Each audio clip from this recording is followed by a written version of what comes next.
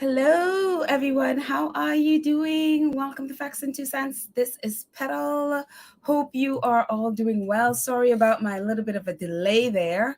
I hope everyone can hear me well because I'm having a little bit of a technical difficulty. So if you can give me a little bit of a thumbs up that you can hear me, that would be really awesome. But welcome to Facts and Two Cents, if you can hear me. And I hope you are having a great Thursday and whatever it is you're doing. And our faves, I hope they are having a fantastic day as well.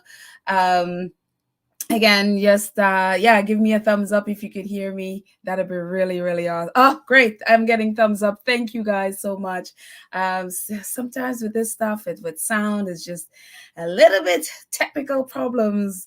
And while I am adept at photography, etc., not the best at sound. And so it's always challenging. I do need to get better at that.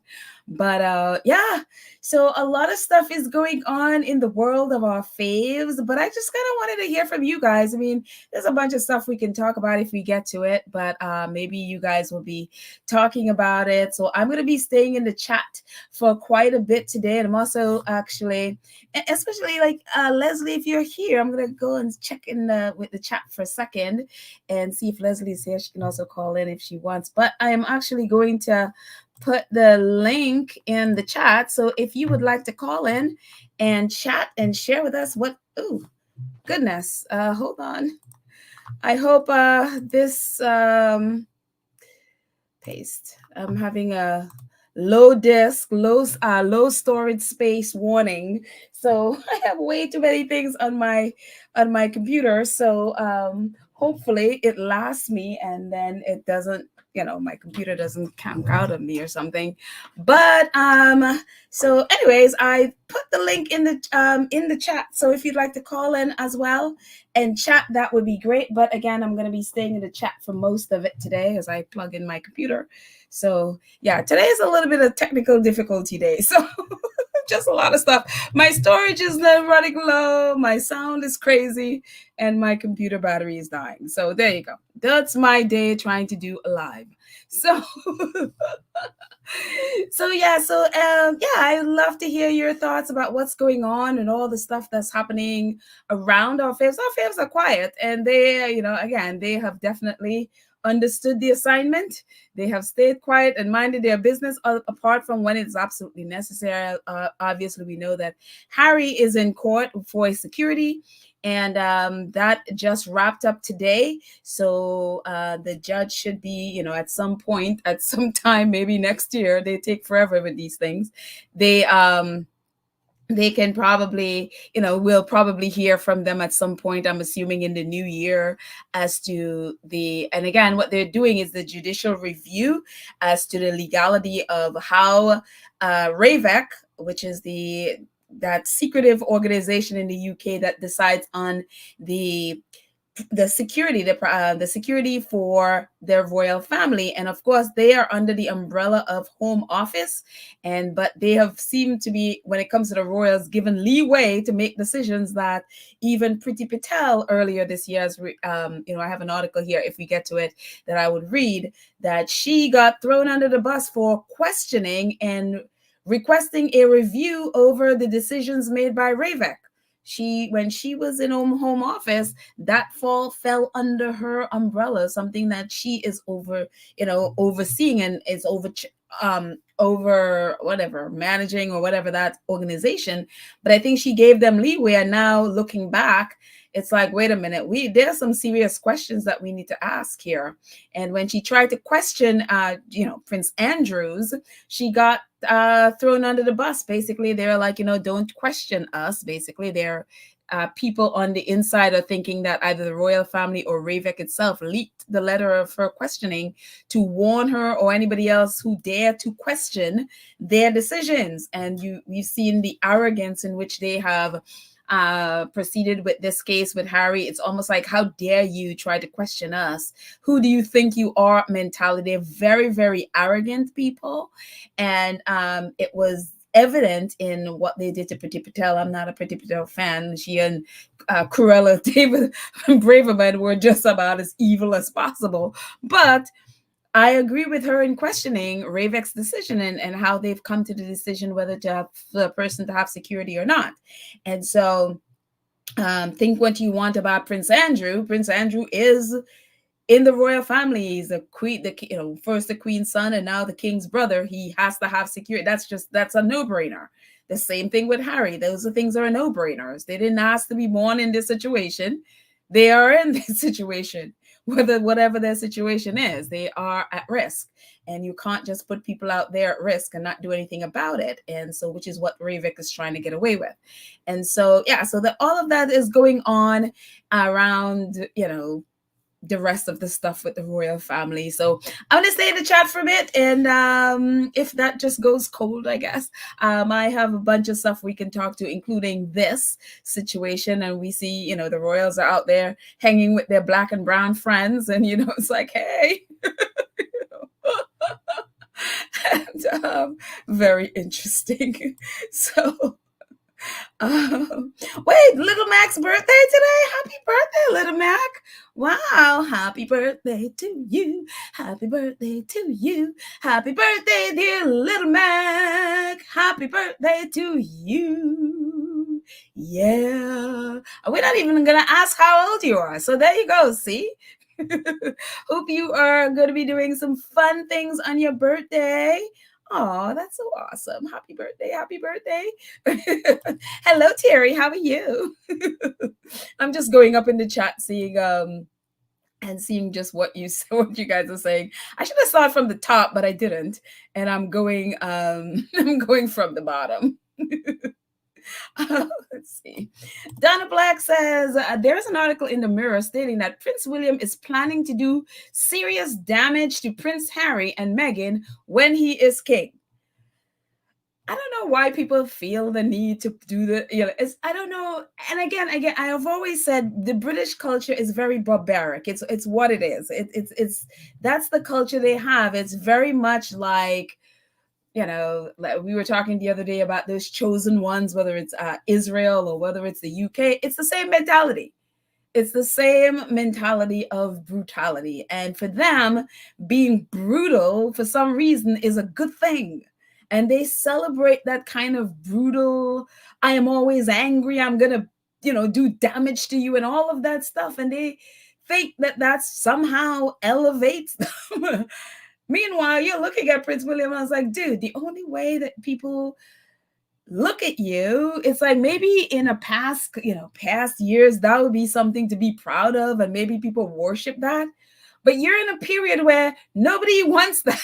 Nobody wants a leader who is just a rage monster all the time and wants to do serious, like, hello, Harry doesn't even live on your continent. And I mean, if this is true, this would just again be the Mirror making up nonsense as they normally do. And so that could just be them sort of using William as proxy for their own hate. That could be very well the case as well. So, but if this is even true, it's like, why would you want to be presented like this all the time? Every single article talks about your rage and you're angry and you're frustrated, and it's like, that's not leadership. That's somebody who has mental issues that needs help, and that needs help with their anger issues. And so I don't understand why they think that this makes William looks good. I mean, what are you going to do? Take away all Harry's money? He doesn't need your money. What are you going to do? Take away his title? The title that they wanted to give up when the Queen Betty was still alive and they were told no? What are you going to do? Take away his... You already took the whole house. You already took the security. What else? I mean, the only thing that that you can do is Diana him. So is this the what this is selling us? Harry is a grown man. He's not a child. And so this ridiculous idea and the ridiculous, this, oh, we need to punish him. It's like, you could try to punish Harry all you want. Doesn't make William any better. Doesn't make the royal family less racist. They're still racist, and William still has anger issues. At what point are they going to deal with the anger issues? So I mean, I don't know. I don't know why they think this is a good thing. So But you see it over and over again, and it's just like, are we supposed to bow down for in front of someone who can't control? I mean, what? That's not leadership. Unbelievable. Uh, let's see. Scrolling up. Hello, Lydia. How are you? And Sherry Weir and Mia is here. Hello, hello, hello.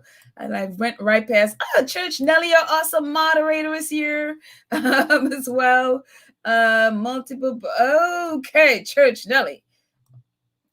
Let's see. Oh, Lydia's here. Hello, Lydia, our awesome moderator. And I also did Black Queen. Yes, we got Black Queen. Our awesome other moderator is here. Let's see. Aw, little Mac's birthday. I do hope you're having you're going out and doing a whole bunch of fun stuff today, little Mac. I sure do. I see Karen calling in. Hang on, Karen, you stay right there. I'm just gonna go through the chat for 1 second. Don't you go anywhere. I just want to hear what you have to say.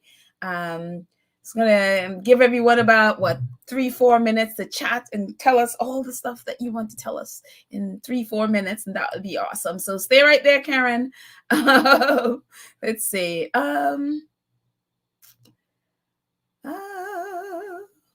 Wait, you're having technical difficulties too? Oops, Church Nelly. I should have read this. I should have read this all before I put Church Nelly. She's got in bra issues. Well, I mean, technically, that is a technical issue. Not necessarily sound, but hey, or maybe when it's not working, you're like, can you just get this thing clicked on already or something? Who knows? Maybe that's her technical issues. So, anyways, let's see. Hang on there, Karen. Let's just check into the chat here for a second, and I will come to you in 1 second. Let's see.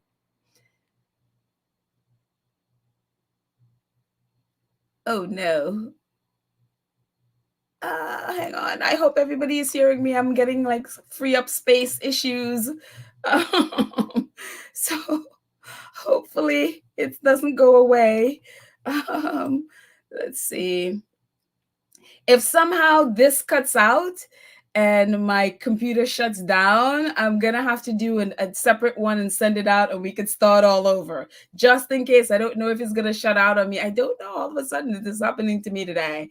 So let me get a Karen in to chat with us before this thing possibly shuts down. So, hang on 1 second. Hello, Karen. How are you? Hi, Patel. How you doing? I am fine. What's so going on? So good to hear you and that lovely laugh of yours. Thank you. Hi, Squatties. Hope everyone is doing well and getting ready for the holidays. I know I am. Oh, good. I am realizing how not traditional I am, so I'm probably one of those that I have not done a thing yet. So. Yeah, I'm just thinking about it. I haven't really decorated or anything yet. I usually, when I get close to the time, yeah, we're gonna have the big Santa Claus parade this weekend. So I guess I'll do that after that. Oh, nice. But is that something that's done every year? Pardon? Is that something that's done every year? Oh yeah, there are like 5-6 of them happening. Every city has their own. So wow, very interesting. The big one. Yes. The only Santa Claus thing that we have, like a public thing, is usually these kids running around in Santa Claus outfits are going crazy in the city. That's always an issue because they go from bar to bar, and then by the end of it get ridiculously drunk. And always an issue in New York. That's the only Santa Claus thing that I know, like people running around it's crazy. Oh no, it's a big thing here. There's even Santa Village. There's a plane full of people, going to Santa Village and all that stuff. It's a whole big thing. Just like how you have the Thanksgiving parade. It's actually the same thing. Oh. As big as that. Oh yes. And every city has. Yeah. Oh yes. It's a big thing. You know, the Father Claus and Mrs. Claus and everybody. Oh, wow. Very, very interesting. Good to know. Oh I yeah, had it no was a nice, idea. yeah. Oh yeah, it was nice, very nice to go to, especially when the kids are young. Mhm. Even the adults go out there because I get excited too, and you go down there and it's all excited. It give you because a lot of times it's either snowing and freezing cold or something, so you're Mhm. wrapped up and there's hot chocolates they're giving out, Tim Hortons and his hot chocolate trucks and all that stuff. So, it's really nice, really nice. Very nice. Oh, Well, yeah, good to whole know. So if event. anybody is in Canada, go out and hang out with Santa. Oh, yeah. It's a whole event. It comes over the TV, everything. It's believe me, it's a whole event. Oh, wow, very It's interesting. awesome. Oh, yeah, So it's what's on awesome. your mind Sussex related, my friend? Oh, boy. It's a lot going on. Well, you A got lot three going. minutes to tell us all about it. Yeah, it's a lot going on. For starters, I'm going to start with the end game and the names in the book. I just Mhm. think it's you know, I know that those two are involved, but I also think there's a cover up going on there because they don't want to call all the names, right? Mm. And there were several conversations because it started before they were married and Uh-huh. continue on to the pregnancy. So there were several conversations Oh, uh, right. going on. Mhm. People try to show the conflict between when it was the Oprah interview, Meghan saying, while she was pregnant, and then Mhm. when Harry came in, he said, before they were married. So they're trying to, use it as if there's some, it's a lie, some conflict.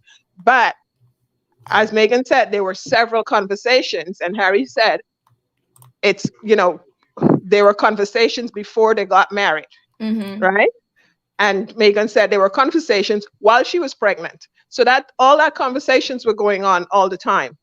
And if several conversations, there were quite a few people in there. It wouldn't be, just two people in that conversation who's curious about that, you know. Right.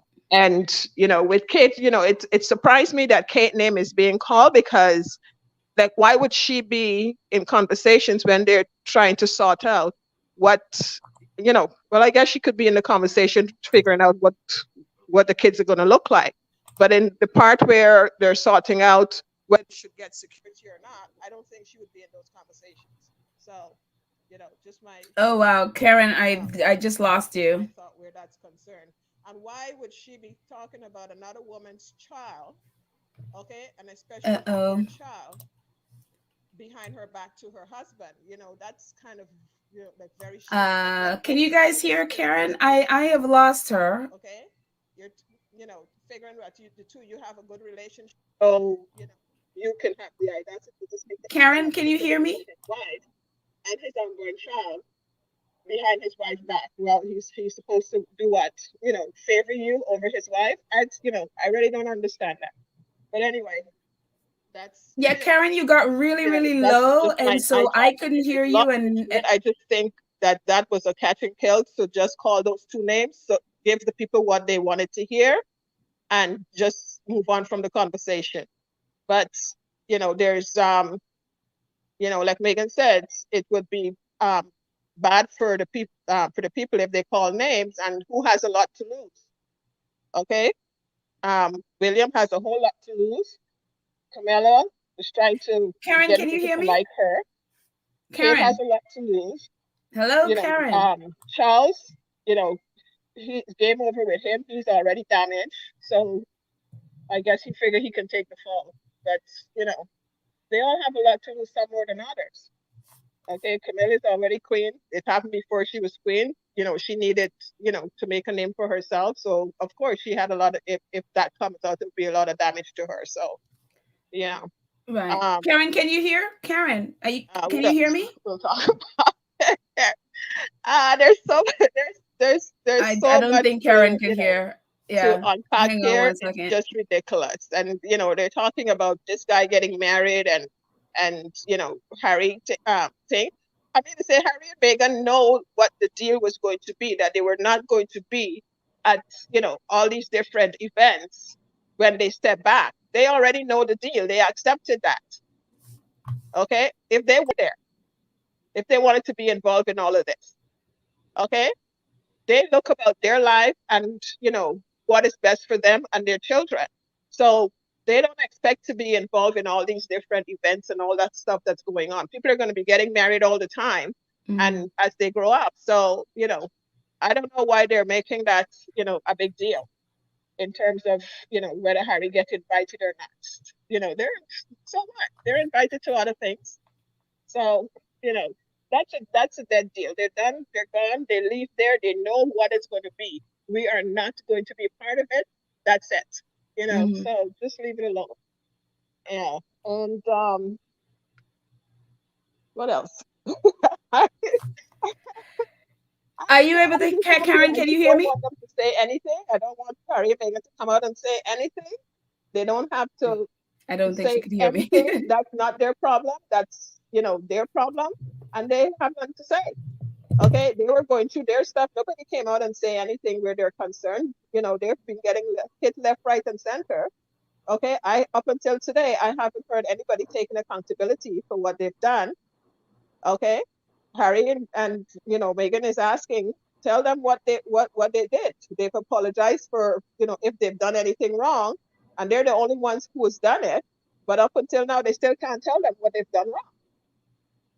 Okay, Mm. they take accountability if they've done anything wrong. But the bottom line is that they had to leave that place for their own health, okay, and their lives. And that's the bottom line. We just have to let it be, respect them, and you know, and just pay attention to what they do and support what they do and you know just love what they do, because if they didn't leave, we wouldn't have seen them in the eye that we're seeing them in at all. We wouldn't have seen them. They wouldn't have been doing all the stuff, all the great stuff that they're doing. They wouldn't be able to do it because they would have had to stay in the shadow. That is how the system built. That's exactly how it's built. So you know we just have to you know well we already accept that you know it's going to be across the pond. They'll never accept that. So Okay. So Karen, I don't know. You can't hear me, and I hope everyone else is hearing me. I'm not sure what just happened. So, hang on. Thank you, Karen, for calling. I don't know if you able to hear me now, but for some reason where you're not able to hear me when I'm speaking. So, hang on one second. But thank you so much for sharing. And I don't know if it's something on my end why I'm not able to hear you, but thank you so much for sharing. And I don't know if you are able to hear me now. So, guys, let me know if you're able to hear me. Again, I'm having technical difficulties with my sound.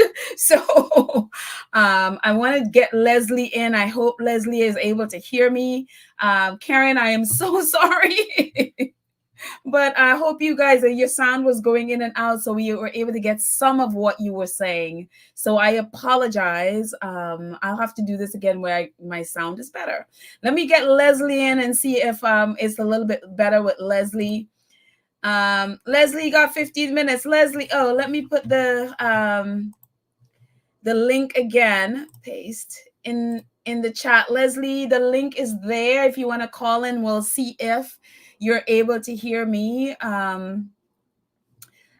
So please go ahead and call in. So Karen, if you're here, I am so sorry. I think we had a bit of a technical difficulty. I hope you're still here. And yes, Leslie is here. So let's see if we can get Leslie. Hey, Leslie.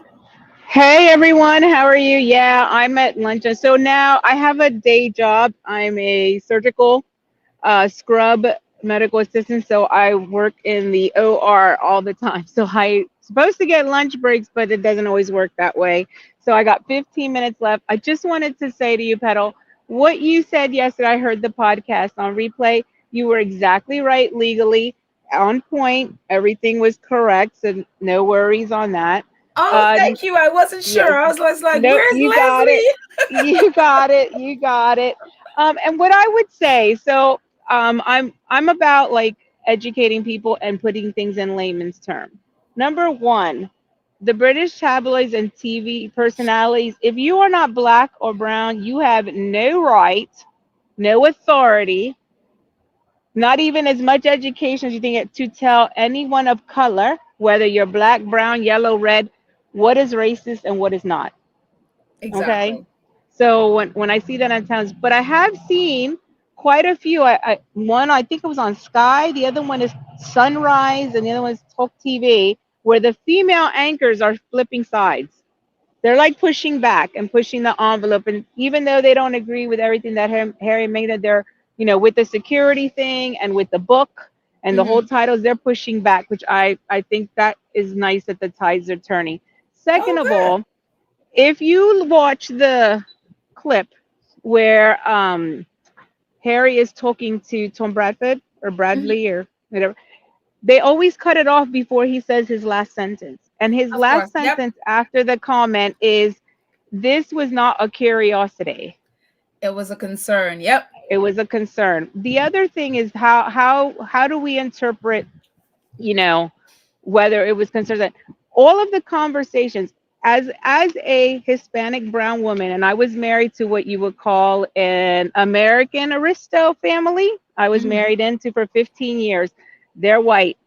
For them to have any type of conversation, the white side of the family have any type of conversation without my presence about what type of color, hair, eyes, toes, I don't care, without my presence, that is unconscious bias. That to me is a racist. There is a negative motivation because obviously Meghan was there, and all those conversations, Harry confirmed, were not in the presence of Meghan. So what are you hiding? Why not? If it was a curiosity, why not ask Meghan? What are your thoughts? What do you think? Hmm.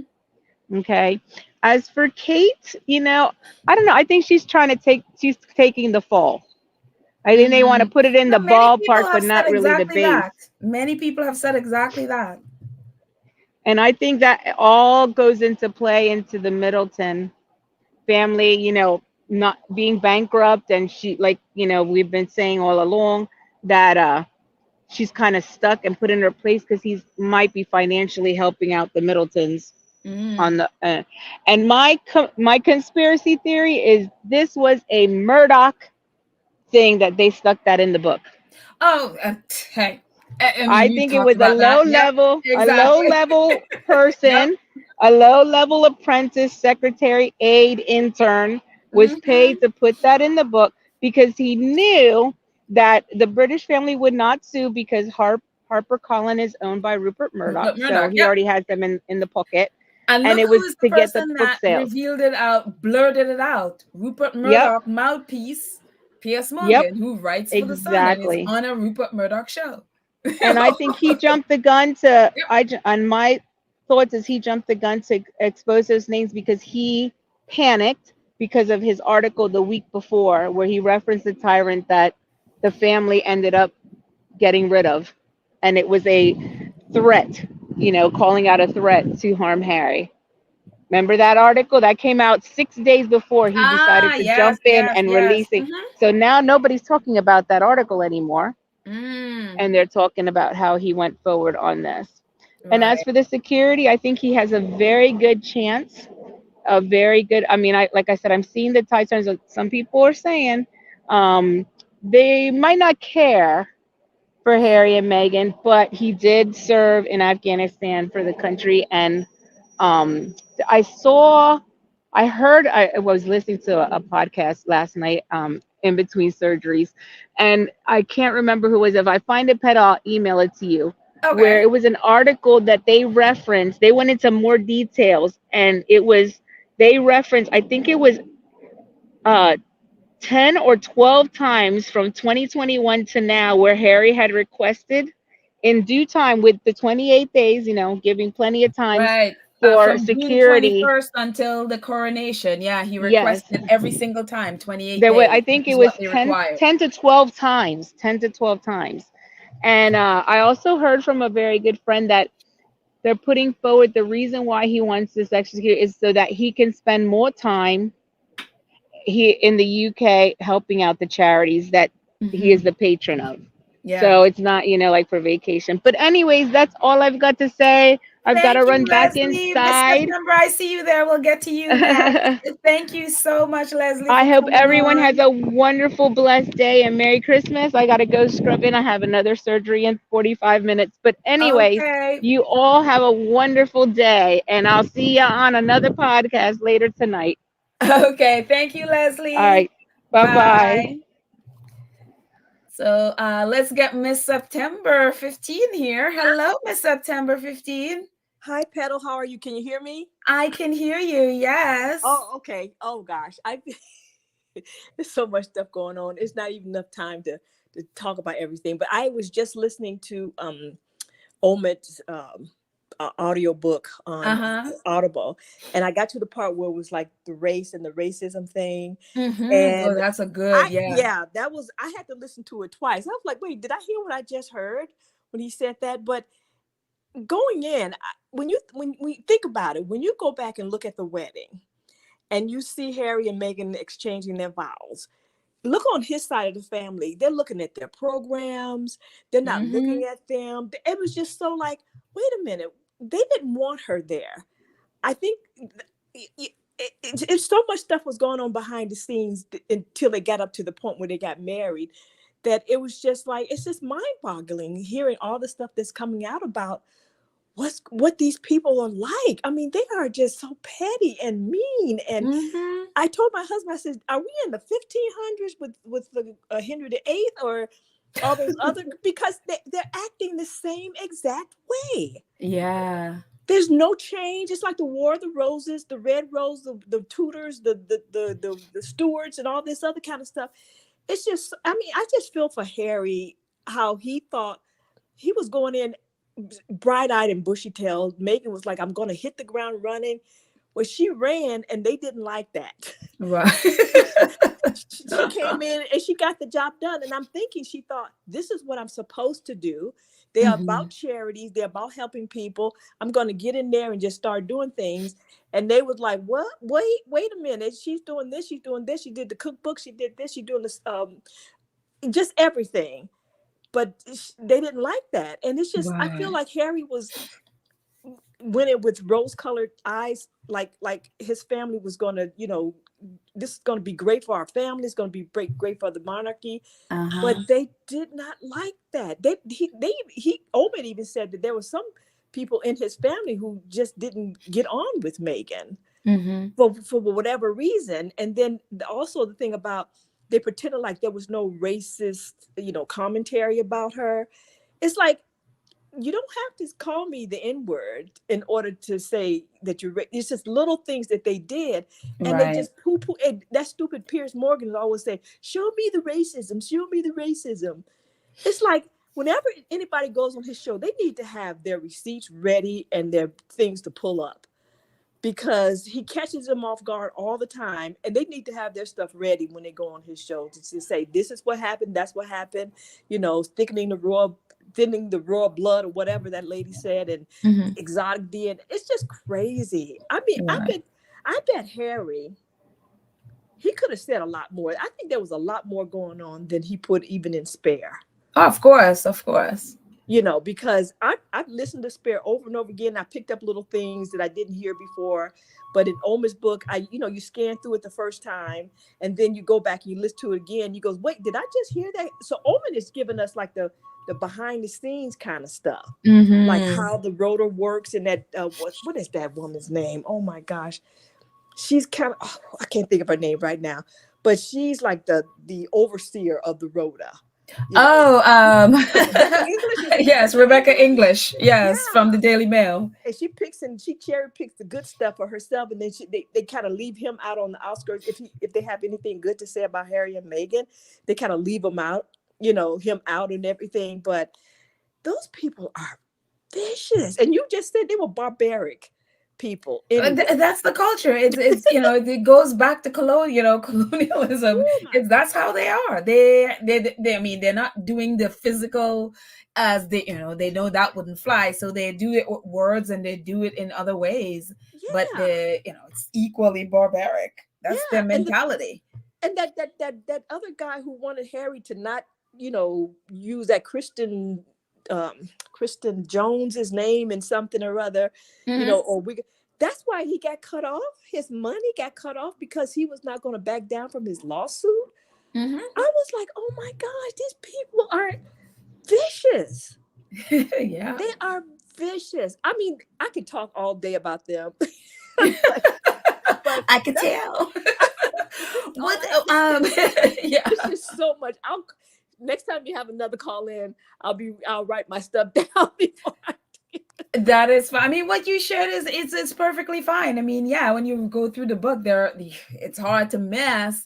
It is absolutely hard to miss. I think with Piers Morgan, I think Black people specifically need to stop going on these shows. They need There to is stop. no value to going on a Piers Morgan show to talk racism. He's not interested. He's not. The only thing he does is use people and use their outrage for clicks. That's all it is. He's not interested in knowing what racism or finding racism, or no matter how many receipts you give to Piers Morgan, which he could just Google if you wanted to see it. Yeah.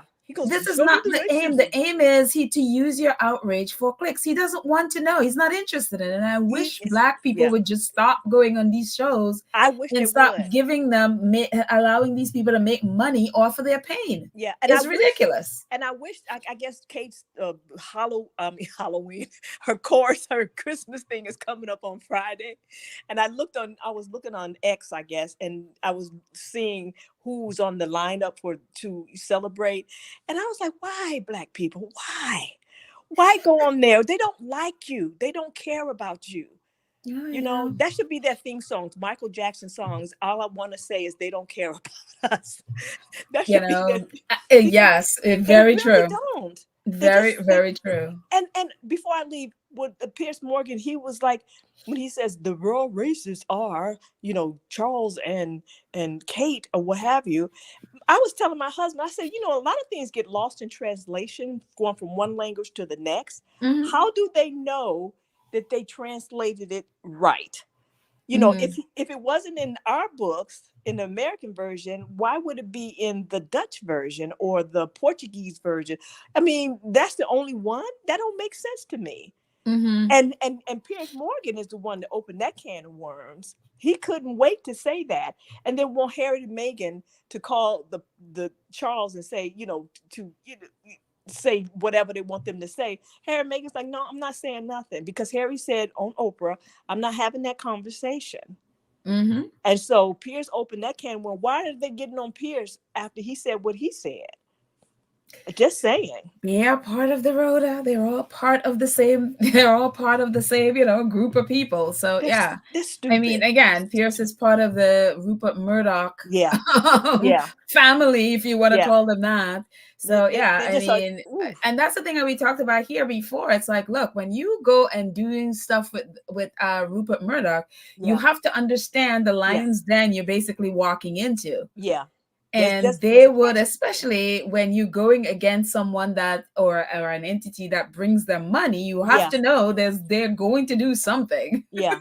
There's a lot of backroom, strategy and all this other kind of stuff. And Omen said in his book, he says, I'm not going down that road. He said, I don't want to be beholden to nobody. He said, I don't want to make no deals with nobody. I don't want to say you rub my back, I rub your. He says he and that's why he's on the outskirts. Or whatever. Good for him.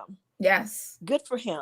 So that's all I have to say for now. But oh, well, thank you so much, Miss September 15, for coming in and sharing your thoughts with us. You're welcome so much. And you have a nice day. And is it snowing in New York by any chance? No, it looks like it's going to snow, but it's not. Yeah, because I'm over here in Maryland. I hope it snows. We have not had snow. So I love snow. It. So I'm here in Maryland. So I'm just like 4 hours away from where you are. Oh, okay. Well, if it snows there, send some my way. I love snow. I will.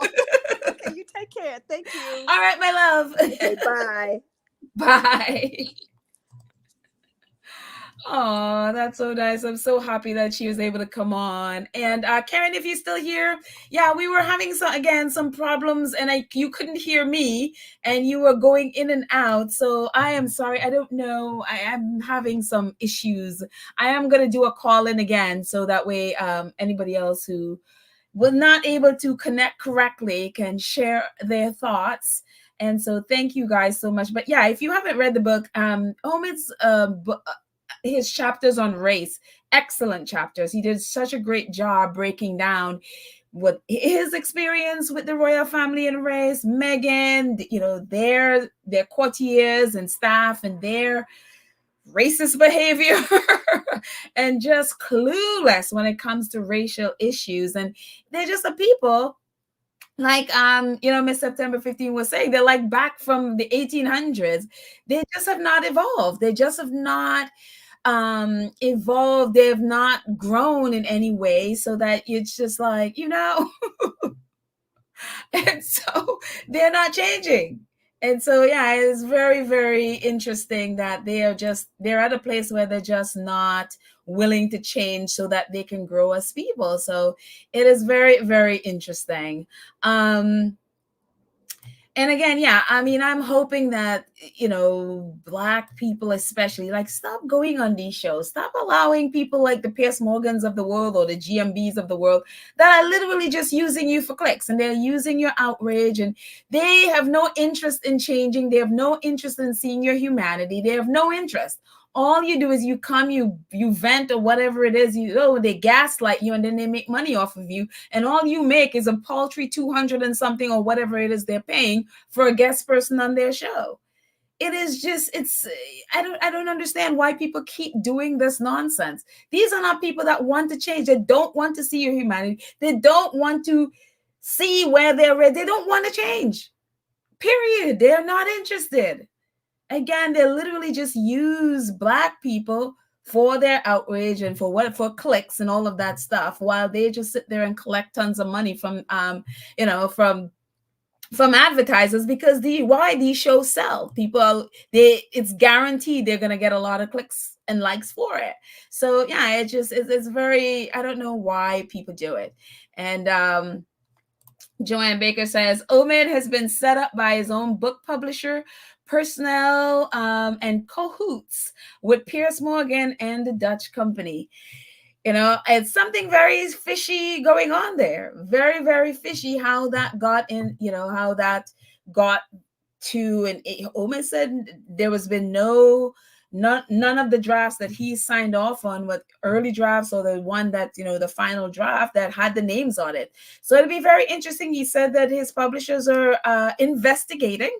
So it'll be very interesting to see what comes out. I know I saw something that says his agent or someone sent that copy to the translators who did it in the Dutch version of it. Who knows what it is? So it'll be very interesting to see. But I mean, like, hello, I don't think any one of us would be shocked if something fishy on the Rupert Murdoch. And again, his publisher is Rupert Murdoch Company. So whenever you're dealing with Rupert Murdoch, it's like you're dealing with a snake. You just know you're gonna get bit at some point. And so yeah. But yeah, but again, if it's so funny. One of the things, actually, I was, as you know, for me, I am not a person that I don't read. I don't read in order. So I read all, the chapters that I like the best, and then I go back. It's like I just don't. And so I'm going back through it now. And one of the things I read, I was it's like my walking book. So when I'm walking, I just listen to it. And so one of the parts that I was on, and I hadn't heard many people talk about it, was right after the Sussexes, when they were in the UK in 2020, in January, when they let everybody know that they were leaving in January 2020. February 2020, apparently Charles had a group of reporters, royal reporters. He hosted them at Dumfries House overnight for a drink and food fest for the night, basically wining and dining them. And then he apparently pulled one of them aside and told them that how much he had been supporting the Sussexes, and basically how much he's given the Sussexes, whether monetarily and all of that stuff. And I haven't heard anybody talk about that. So it's like, I have to go back and check who it is that broke that story about Charles, how much how much support he's giving to Harry and Meghan around that time, so that I could see who is the reporter that he pulled aside that was part of that group of royal reporters who up and down swore they never, and Harry and Meghan talked about them doing the Christmas parties for for those reporters. They swore up and down that there no such thing existed, only to find out that not only does it exist, Charles hosted them overnight at Dumfries House, where they had all this, basically a party, and Charles himself was leaking information. The same Charles that they claim that, oh no, the royal family were, they are just, they install, and they've been doing the stiff upper lifting. They have been silent. They have not said a word and all of that stuff about, any of the things that came out about, about the Sussexes and with them leaving and all of that stuff. But yeah, I mean, and this happened even before Harry and Meghan's final engagements, because their final engagements was 1 month later in March. And so even before that, Charles hosted that group of reporters to keep them on side and was personally leaked information. I was like, well, now that was interesting. Scobie said he was left out, but somehow he found out about it. And so it'd be very interesting to find out who was the first person that leaked information about, how much Charles was supposedly helping the Sussexes, to see who it is that Charles personally leaked that information to. But very, very, very interesting. So yeah. Let's see. Let's jump into your chat for a second. Oh, Lorna, 11 months. Oh, thank you so much for the support. I'm so happy you're part of the 2 Cents Crew. She says, Petal, it's called Eating with the Devil to get a paycheck for those people of color who go on those shows. Yeah, you are totally correct. You are totally correct. They do it for a paycheck. And a lot of times they talk, you've seen clips of it, and they talk about Harry and Meghan, and you could tell they have no clue what they're talking about. They've done no research, and they just go on to talk, and it's just like, why are you even doing this? It doesn't even help you. You come off looking stupid and ignorant on top of it. So very interesting. I don't understand why Black people do this kind of nonsense. But anyways,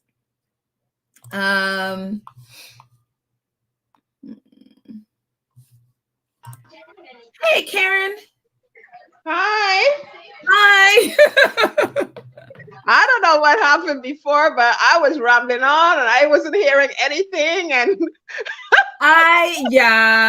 you were going in and out, and then I was trying to connect and alert you, and then I couldn't get through to you, so I had to just stop it because I'm like, oh, I can't.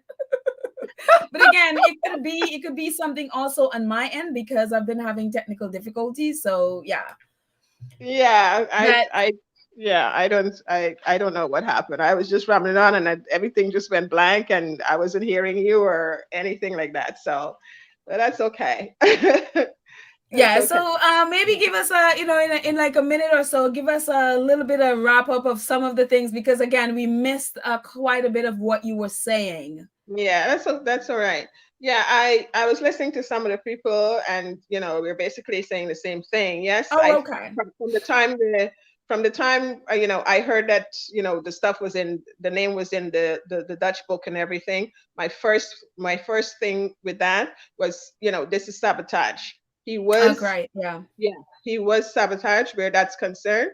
Secondly, they're saying that there was this letter between Charles and Meghan, going back and forth, and and that the names were in the letter to Charles from Meghan.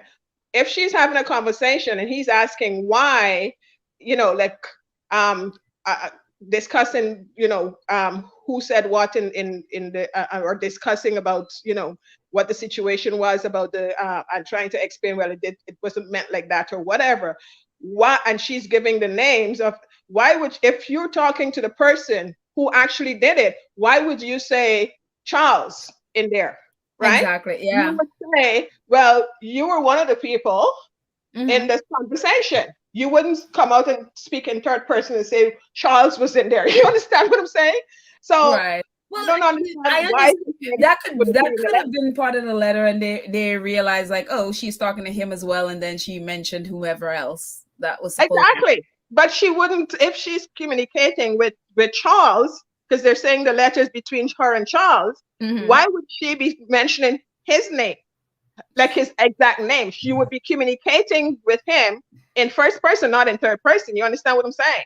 I do Right? understand, but what I'm saying is, from the, if someone were to read a letter between the both Right. of them, expressing, well, this is what you said and whatever. So if I'm Exactly. going Right. to write about what that letter, then I'm going to use that his name. So I think that's probably what happened there. Yeah, and that's what happened. But according to what they're saying, what's even Scobie was saying is that Charles' name was in the letter because apparently they saw the letter, so Charles' name was in the letter. So that's one of the things I realized, that no, this is a whole scam thing, because if Charles' name was in the letter, as they're saying it was in the letter between him and Meghan, it just doesn't make sense for her to communicate like that. And I know she's a very good communicator, so it doesn't make sense, if how they're saying that the letter is set up.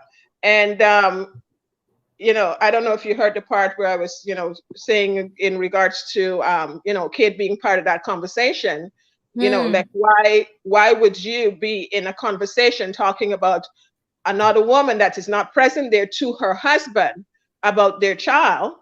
Okay. Whether it was before they got married, what their children are going to look like, or while she was pregnant. What give you the right to talk about another woman's child? Okay. And on top of that, she's not present, and you're speaking to her husband. Like, what do you expect to gain for him to be, for him to disrespect his wife and be, courteous to you? Like, what, like, are you trying to gain some kind of control? And, figuring that whatever relationship you and Harry have, that it's going to, be over the relationship of, him and his wife.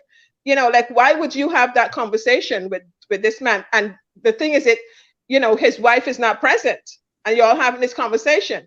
That was disrespectful. It was very much disrespectful. It's like she's not, it's like she's not there. She's not around. She's not alive. Like, why would you have this conversation? So it's, it's just a whole bunch of stuff, around that whole situation. Yeah. And Scobie did a good job. I like his book. I like that he come, because his book came across to me as like, I'm fed up. Like, he's fed up of this, not of this whole situation, this monarchy business, and he's just letting it out. Okay, this is the kind of slackness that goes on. This is the kind of behavior that goes on. This is all these different all this different stuff that's happening.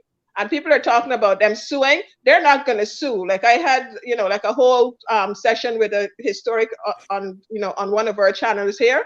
And, and she's a royal historian. She said, no, they're not going to sue, because in England, they have the show and tell. Okay. And if they come out and sue, no, they would not sue over this. They're gonna have to tell everything, right? So they're not gonna. She said nothing is. The royal family is not gonna do nothing about it, because then they would have to come out and speak their piece, and they're not gonna do that. So there's a beautiful thing called discovery. They would not want to do that. Exactly. They would have to come out. They would have to come out and deny it, right? So, and that's the whole kind of worms. They wouldn't want to do that. Exactly. So they're not going to do nothing. So people who are saying that nothing is going to happen. I think that this was something that, whether it was Murdoch or even another publisher, whatever it is. The problem is that he used an English publisher, and it would have happened because the royals got their hands, or the palace or whatever got their hands on that thing and had their own thing going on. So this is a big sabotage step.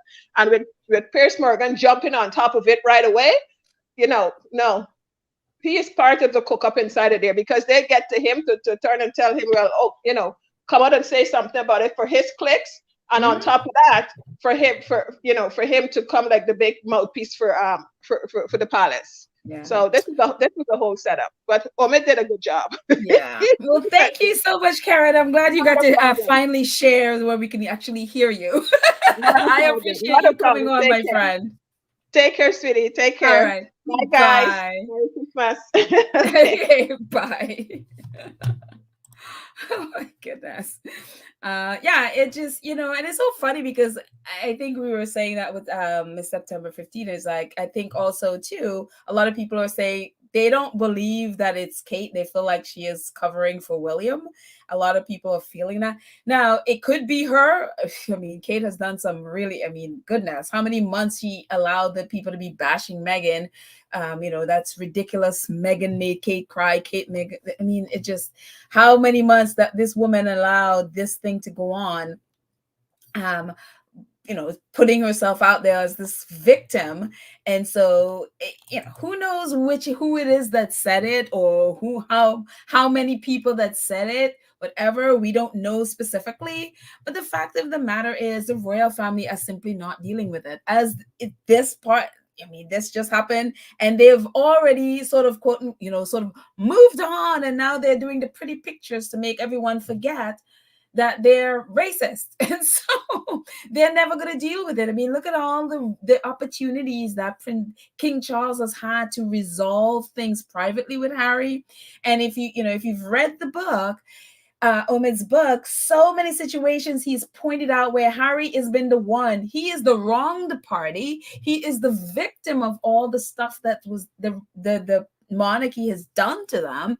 Yet he is the one that's been reaching out to resolve things, and all of these opportunities Charles has just completely ignored, brushed away, whatever. Like, this man is and I think Harry is at the point now where it's like, you know what, he's not going to change, and I have to look myself in the mirror.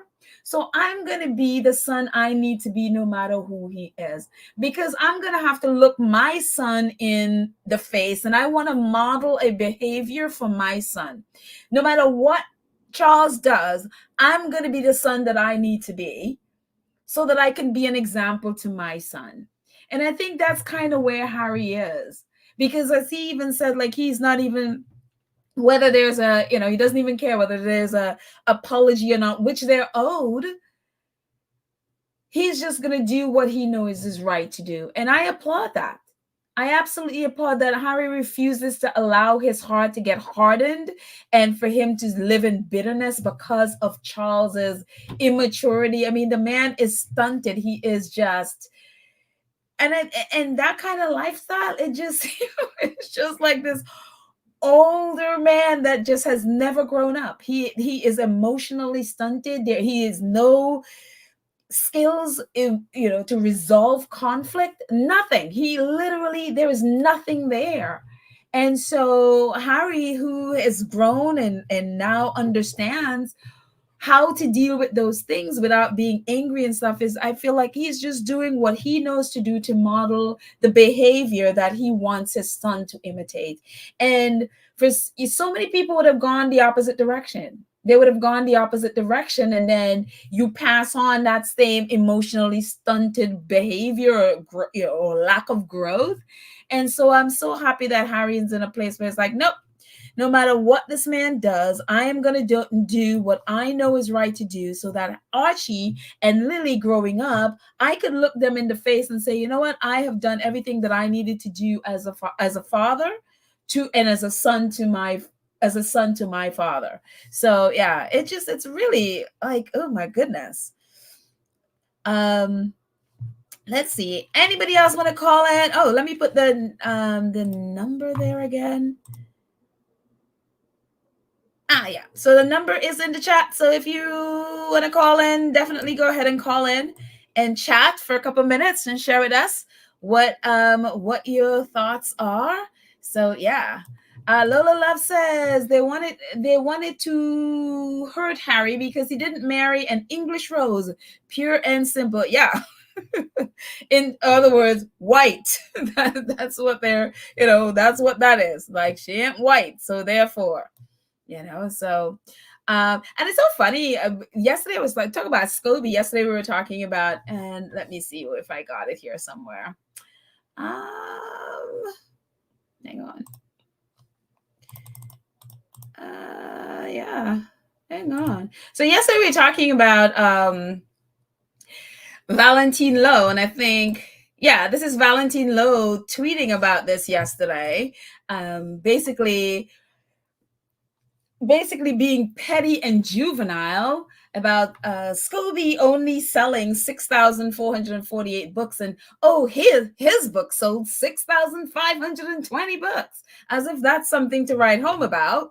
And so he was really mocking Omid, and also you can see Roy and Nika at the bottom there. And it's like, Valentino, like, dude, you're an old dude. What are you doing? You sound like a high school bully. And so mocking Omid, and of course, as you can see at the bottom there, Daily Mail picked up on it and others picked up on it, mocking Omid yesterday about I guess this is book sales in the UK. And then Day Street Books, which is Omid's publisher, they posted it today. They posted this today, that it's an instant New York Times bestseller. And so part of me wanted to be really petty and send it off to and tagged Valentine Lowe in it, but I was like, I was like, it's not even worth it.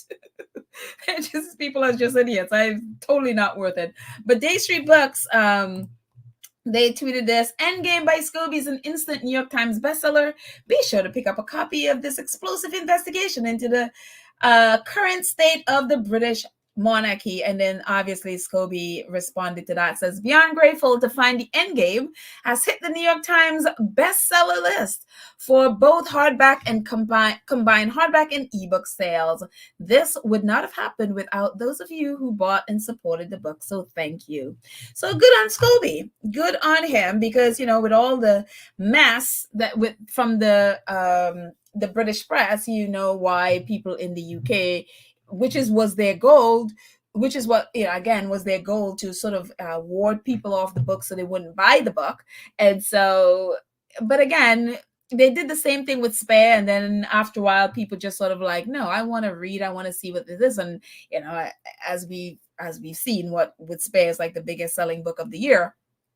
And so it's just, they're doing the same thing. So I guess in a way, Scobie has to thank them for the endless advertisement for his book. Now it's on the New York Times bestseller list, which is a lot more important than whatever they were doing in the UK, whatever list is off over there in the UK. Again, Scobie's vision is worldwide. It's not UK. So of course, you want your people in your country to support your book. But again, we're talking about the monarchy here, so big difference. So let's see. Lorna says, 2 of the 3 court rota jesters, Valentine Lowe, Roy and Nika, mocking Omid. So what else is new? I knew the sewer rats that have more pride than those two. Sewer rats that have more pride than, and it's so funny with Roy and Nika. It feels like every week Roy and Nika writes a story. She writes these ridiculous articles, and then every week it gets proven that she's a big fat liar. It's just like, liar Nika, how many times is this? You're gonna do this nonsense? Because of course we know. A few days ago, I even brought it up here that she wrote this article about, Harry and Meghan snubbed from this rich dude who none of us knew existed. We didn't even know there was something called the Duke of Westminster. I was just like, I never heard of this before. Never heard of this dude before. Did not know there was a Duke of Westminster, but apparently, again, he's best friends with Harry and William, and he's getting married like next summer. And it's just like, it's not even Christmas. You're talking about something happening next summer. Who cares? And that they're not invited and they're shunned and all this nonsense. And then, of course, a couple of days later, it's like, oh, now they're reporting like, oh, Harry did get an invite and turned it down. And it's just like, y'all just make nonsense up. Like we said when we were talking about this, her whole article has, it's understood, it's been thought, and all of this nonsense where, it's like she has no confirmation of anything. She didn't do any research, it seemed. And she just went ahead and wrote an article. And obviously, once again, a few days later, she has been proven to be a liar. Of course, they're claiming like, oh, the Sussexes said, and it's like sources close to the Sussexes. And it's like, no, y'all knew the story was a lie to begin with. No sources from the Sussexes told you anything. Y'all knew it was a lie. You just needed to get clicks. And you wrote this article knowing that you're going to be debunking it a couple of days later, just so you can get more clicks. It's like, no, but no sources close to anybody had to tell you anything because it was a lie to begin with. So, as Harry said, they make this stuff up and they present this stuff as news. So let's see.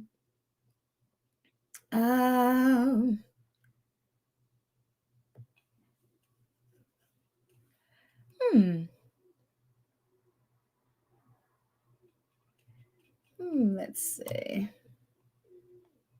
Scrolling down. Lorna Williams says, according to Meredith Constant, there are only 3 Royal Rhoda, Valentine Lowe, Royal.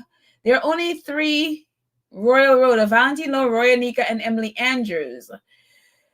They get invited to all royal functions and give information to the rest. This is not true. It depends on the event that they're going to. There are smaller events. How it kind of works is, and I think Scobie even wrote this in the book. If they're those smaller events that they don't need all the rota there, so one reporter would be there. And it could be anyone. Usually, I guess Rebecca English chooses, and there's one reporter there, and then a photographer and a videographer is there to capture the moment, and then they give, I think he's usually like somebody from Press Association or something like that. They go and they give this stuff to Press Association, who passes it out to everybody. But the big events, then they all sort of descend on it. And so, yeah, and Valentine Lowe, again, is not, he actually resigned. He's not even a royal reporter anymore. So he literally just resigned recently. And so sometimes you will see, for example, Richard Palmer, who is there, or Rebecca English, or one of the others. There are quite a few of them that it seemed like they take turns or something to go and report back to everybody. So, yeah. And then for the big events, then obviously, but yeah. And if you don't know, I think Meredith is one of those TikTok people who just sort of joined in recently to start, reporting out about the Sussexes. I don't even think she's not really a squatty or anything like that. I think she just sort of gotten into it and gotten interested in the Harry Meghan story and started reporting out on it. So she hasn't really been around like this, we've been here since 2019, whatever. She just started like a year ago or something like that. Not even probably. So she's kind of just catching up with what the rota is in a lot of ways. So yeah. Let's see.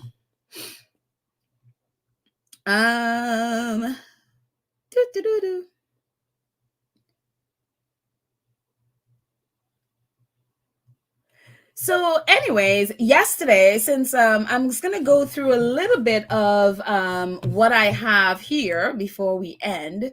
Yesterday, we know that, and actually it ended today with Harry's court case. He is in court. Basically, it's a judicial review for... let's go back here. Yep, here we go. A judicial review for his security. It's reviewing Ravex, like how they got to the decision to strip him of his security.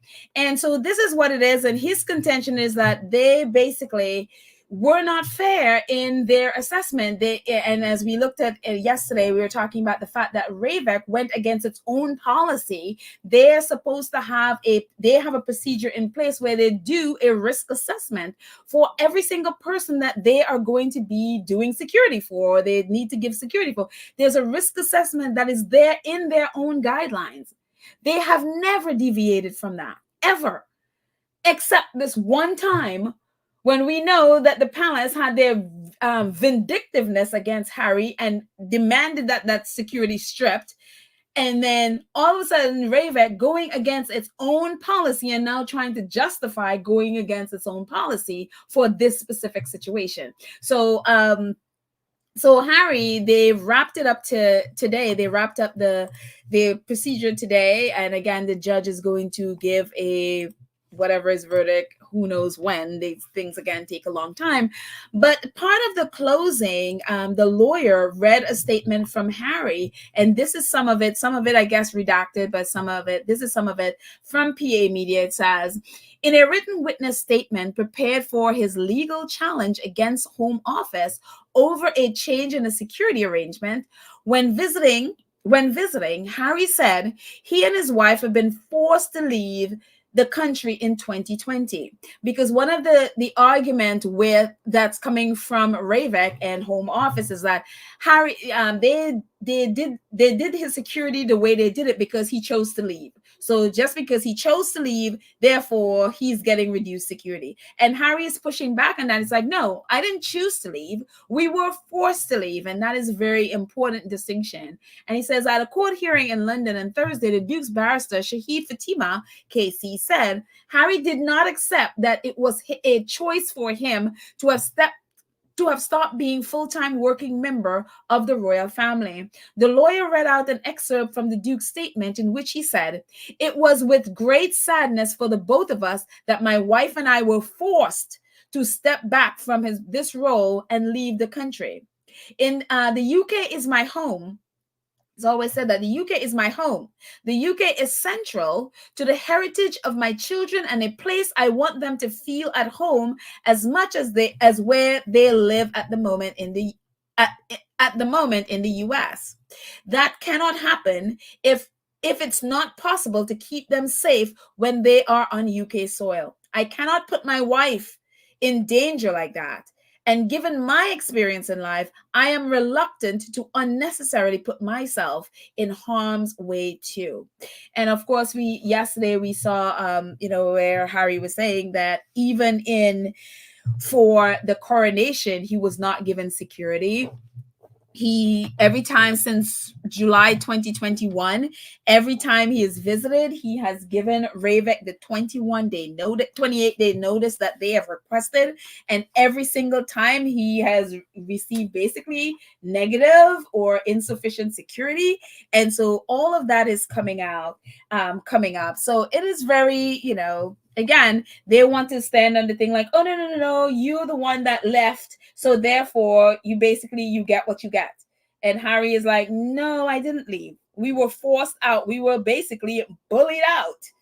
And so I'm glad that they are pressing that. And again, they are pressing home the fact that, again, Ravec went against its own policies to basically do what they did, strip him of it. And again, this whole thing was about William and Kate. This whole thing was about hiding William's supposed or alleged relationship or affair with Rose Hanbury, and them leaking Harry's and Meghan private life or whatever, private information about them to Dan Wooten. This whole thing with Harry's security, putting their life in danger, was been to cover up William's alleged affair. And it's amazing to me that this is still, that I just, and one of the things, we looked at this in August of this year, because this thing happened August 24th. Priti Patel, who was the Home Secretary at the time when this whole thing happened with Harry's security, she was the one that was over Ravec. She was the one that, it was under her that Ravec was, that Ravec was operating. So it was under her command, basically, that they did what they did. And I guess she didn't do any oversight. She just sort of left them to do whatever they did. So in August, after she was kicked out of that role, and Suella Braverman, was in the role, and well, Suella Braverman has now been kicked out too, but that's another story. We talked about her earlier. But in August, she all of a sudden, I guess now that she has been out of the role for a little while, she started to think there's something going on here that is not right with Ravek. And she sent a letter to, I guess, Clive Alderman and about Prince Andrew's security. She started looking at, there are some things as not that needs a review. There's something that needs oversight with some of the things that Ravek is doing. And so this article came out in August. It says Dame Priti Patel has been thrown under the bus for suggesting that decisions about the royal family security should receive proper scrutiny. It has been claimed. The letter sent by Dame Priti Patel to Sir Clive Alderton, the King's private secretary, in which she mooted a potential review of the decision to strip the Duke of York of his taxpayer-funded police protection, was leaked to a tabloid newspaper. The leak forced the former Home Secretary to apologize to the King for the embarrassment and difficulties it had caused. But sources familiar with the situation said she had done nothing but point out the blindingly obvious when it comes to the activities of the Executive Committee for Protection of Royals and Public Figures, known as RAVEC, which is responsible for such decisions.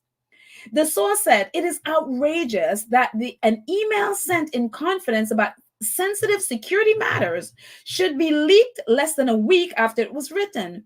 All she did was suggest that the decision made by Ravek about the security arrangement for a high-profile individuals should have proper political accountability and be kept under review. Dame Priti has been thrown under the bus for simply raising the matter of process. Is she not entitled to express her views? The source suggested that the email was leaked as a warning to anyone who dared to try to question the decision-making process. The source added this leak could only have come from officials inside the palace, the Home Office, or Ravek to warn anyone, including the former Home Secretary, from asking serious questions about security policy. And this from the people who employ to keep us and the royal family safe. They should be ashamed. It goes on to talk about Harry. It says, the concerns raised by Dame Priti echo those outlined by the Duke of Sussex in his legal challenge of the decision to deny him and his family automatic police protection when in the UK.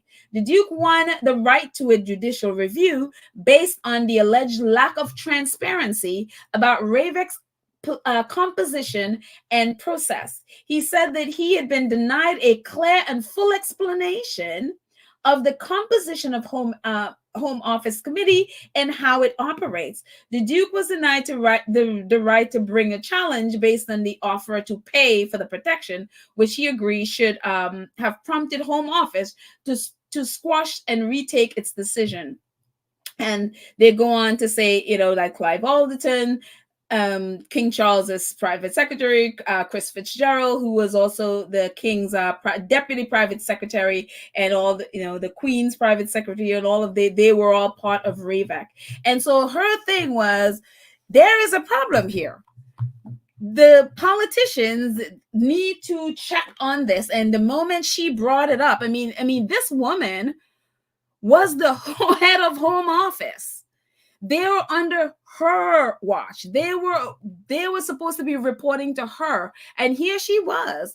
Yes, she was no longer at the post, but the fact that she even raised it, they threw her under the bus and leaked it. And as the article said, that could only have come from three places: somebody at Home Office, Ravek, or the palace. Because how dare she question their decisions? And that is the same attitude, as I was saying, if you read what they say in court, and I mean, I picked this up from the first, when they were doing this, the first case that they had with the situation, just how the lawyer for Home Office, the arrogance, the attitude, the how dare you, who do you think you are to be questioning us attitude, it's the same attitude they had towards her. It's like, how dare you? And so it's like, as the article was saying, they did that. They leaked it because they wanted to warn anybody who has any idea of questioning them. And that's why they're so angry at Harry, because how dare Harry question them? And so, again, who knows where this is going to end up? Hopefully, the judge look at this and see, like any normal person looking at this, there's something off with this. There's something very, very wrong with Ravek's decision, and the people who made the decision, the people who are part of the group, especially from the royal family, and these are the same people that threatened Harry to take his security because of Christian Jones. There's a lot of stuff in here. Any normal person looking at this are like, okay, no, there's something very fishy about this. But again, this is the UK, and this is the King's Court. So who knows what the judge will do. So hopefully he does what is right. So yeah, very interesting. Little Mac says, I think Harry wants to win, but will settle for the truth coming out. I didn't know he got no security for the coronation until the court case. Yeah, this makes me more sure that Diana was no accident. Yeah, I mean, everyone, just about everybody is like, as they see this, they're like, yeah, it wasn't an accident for Diana. No, she didn't reject security. This was, they're doing this with social media. They're doing this with us watching them. There wasn't social media back then. Imagine what they put Diana through. I could only imagine. It's amazing to me. Absolutely crazy. Black Queen says, she's talking to Lottie. They're all mad that Princess Diana is living through Harry and Meghan and still outshining the fragile mediocre from beyond the grave. They will be tormented till the end of their sad days. Here. I totally agree. Oh, well, bye, Lorna. She's like, catch you at Barron's. I was so happy I got a chance to jump on Barron's for a little bit yesterday. I hadn't been on Barron's and Duchess of Success. Like, I hadn't been able to jump on a live of theirs for such a long time. So even for a little bit, I was really happy to catch them last night. So yeah, if you, I think Anne is now coming on later as well. I think that's what she said. And I know Barron comes on if you're in New York. It's about like 10 o'clock around there, New York time, that he comes on later on this evening. And also Duchess of Success. I love those two. So yeah, definitely jump on and support. It's always fun. It was so cool to just catch them for their lives for a bit. Sometimes I go back and listen to the replay, but it's always great to catch them on live. Catch you guys on live too. So yeah. A few more before we go. What else is there? Oh, it's so funny. We were talking about Kate and her friends yesterday. Kate and her besties. Let's see, where is it? Hang on. What is this? Before I even get to Camilla and her besties, Suits, it's actually the Suits spinoff is actually a go, guys. Netflix has actually picked up the Suits spinoff. I don't know if you guys have probably heard. I only found out today. I was like, oh, it is a go, because I know Aaron Korsh, who's the creator of Suits, has been talking about this, and they hadn't, the last I heard, they hadn't really, it wasn't definite yet. So it was really good to see. I saw this on X today. It says Hollywood turned down Suits spinoff years ago, including Netflix. Yeah, he's been pitching this spinoff for quite a while, and all of these outlets turned him down, including Netflix. But now, because of Suits has been, amazing and have been doing, it's the show of the year.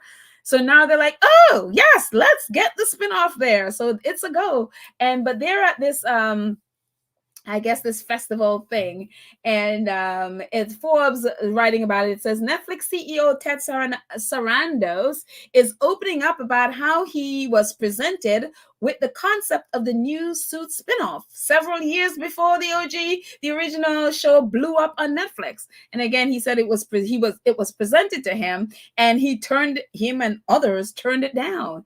But this is a little bit about the article. It says the new legal drama now in development as Universal Studio Group's UCP will be set in the same time frame as the original. It will be entirely new characters and take place in Los Angeles. Beatrice Springborn, president of Universal International Studios, and UCP said the spinoff will have the same energy and good-looking people that the original had. It says it goes on to say, we're working on it right now, Springborn told the audience at the UK industry conference, Content London, per Variety.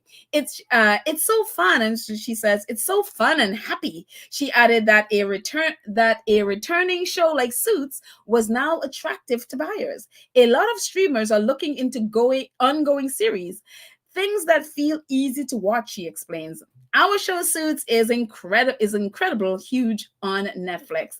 So yeah, so the spinoff is a go. All new characters, so none of the old faves are gonna be there. Maybe they'll pop in for guest spots or something. But yeah, Suits is a go. Very, very interested and very exciting. And so we looked at this before. Oh, one of our squaddies, squaddies put up these things. But she's like, a story in 4 parts. Harry and Meghan having a wonderful time until Kate shows up in picture 4, and you're like, ah.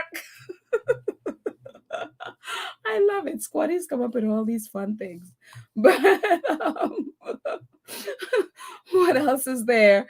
Oprah. Oh my goodness. Are you guys going to be seeing Color Purple? I heard it's amazing.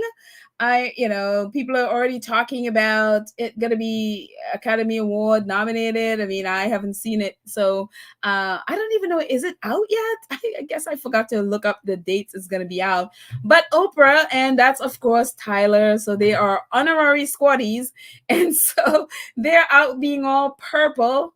But I heard it's amazing, and people are already talking about it, especially Fantasia and Danielle. I forgot what her last name is, that they're already touting them for at least Academy Award nominations.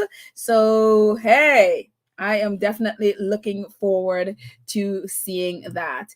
And as I was saying, Camilla, I mean, if Kate Middleton thought she was the only one that had Black friends, girl, no, Camilla got her crew too. Like, what do you think? Camilla won't have her Black friends too? So here's Camilla with her Black crew, her Black and Brown crew, at some garden thing she was doing recently. And then this other thing was, I guess, like a crisis domestic violence engagement that she was doing with a domestic violence group, which she's a patron of. And of course, we know the last time she did something with domestic violence at the palace, it was when Susan Hussey decided to abuse Ngozi Fulani, and of which Camilla has yet to speak on. She has yet to apologize. She has yet to say anything about the abuse of Ngozi Fulani, not only abused there at the palace by Susan Hussey, but her friends in the media, especially the Daily Mail, like the Richard Edens of the world, who abused Ngozi until she had to take time off from her work. Camilla has yet to address this issue. Yet she is the patron of domestic violence. Sometimes I'm like, is this a country? And so, yes. But anyways, here is Camilla with her Black and Brown friends. So, Kate, you got competition, girl. William, you got competition, dude. Camilla's got her Black crew. So there you go. Therese 101, thank you so much for your super sticker. Thank you. I appreciate so much. Thank you. But anyways, guys, I think that's it. That's all I got. Thank you so much. Oh, last thing, actually, I am so sorry. A lot of our friends, I saw this on Twitter, and I never heard of him before. Benjamin Zephaniah is a British writer and poet and advocate, and Seems like an amazing man, but a lot of our squatties, British squatties, are been mourning on his loss today on X. And so I just wanted to send my condolences to all of you, to his family and friends and all. I mean, he is also an actor. I guess he was on a television show as well. So a lot of people in the UK are mourning from all walks of life. And he turned out, just looking up on who he is, seems an amazing, amazing man. And so deep condolences to, to his family and friends and all of those who are mourning. Again, a lot of our UK squatties are mourning his death. And so Double Down News wrote this. It says, if you didn't have, this is a quote from him. He says, if you didn't have troublemakers, most women wouldn't have the right to vote.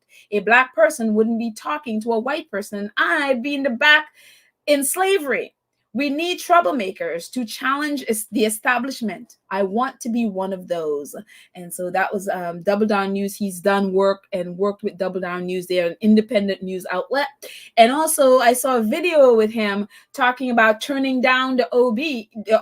And he talks about, if these people really knew me, it's like I spend my life advocating against that. Why would I want to put empire in the end of my name?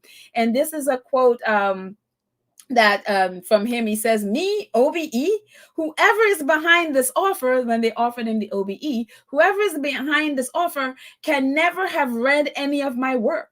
Why don't they just give me some of the great African works of art that were taken in the name of empire and let me return them to their rightful place? So I am sorry I didn't know him when he was alive, but I'm going to get to know this man because he seems amazing. So again, deep condolences to all of our friends in the UK who knew him and knew of his work. I'm going to get to know him. It's sad that, it would have to happen after he passed. But it just... he seemed like an amazing man, and kudos to him for standing up and saying no to those OBE nonsense. I mean, I never understood people who claim to be fighting for, our rights and all of that stuff and still accept those things. So kudos to him. Thank you. Anyways, that's it, guys. Thank you so much to awesome moderators Lydia, Trish, Nelly, Karen M, Cookies and Cream, Black Queen. You are awesome as usual. Thank you. And to our awesome 2 Cents crew who support the channel on a monthly basis. Thank you, thank you, thank you, thank you. And also to all of you who support in the chat, who donate in the chat, super stickers, straight up donations. Thank you so much. Thank you, thank you, thank you. I love you guys. Have a fantastic day, and I shall chat with you later.